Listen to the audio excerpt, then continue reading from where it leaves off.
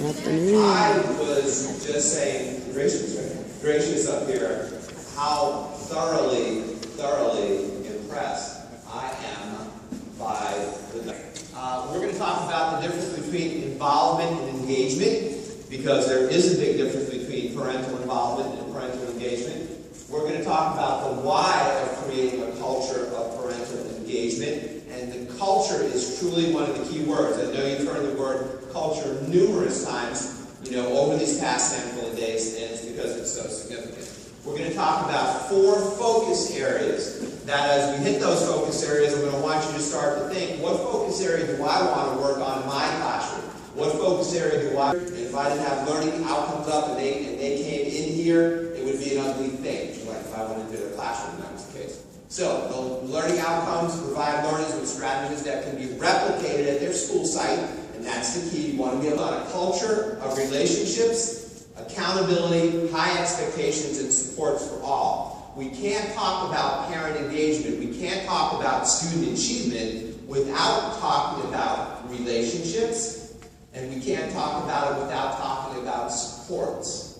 Alright, so those are 2 of the key elements within the process that certainly fit within our foundation. So that's the foundation we're building. You saw my first picture of Martin County High School, but this is my Martin County High School.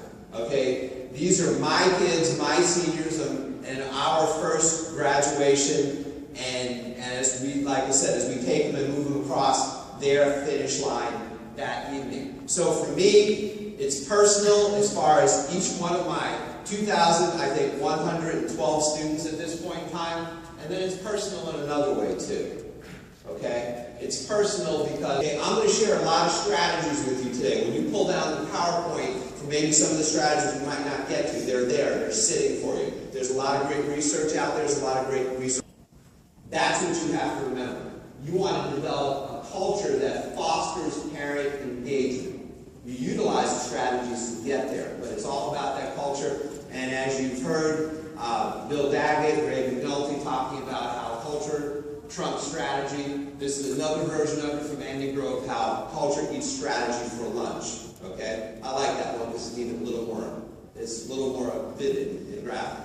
And the other thing too, just like everything else we do, as far as the culture of parental engagement, we have to make sure we look at the data. You have to know where you are now and where you want to go within that process, okay? So there's some tools and some things that we'll share with you today that will help you from that perspective as far as tracking your data.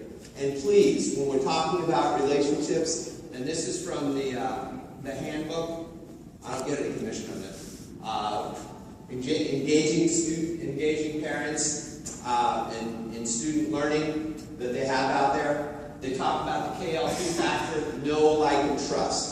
It's all about those relationships that we build with our parents. Because educational institutions are pretty intimidating institutions to parents.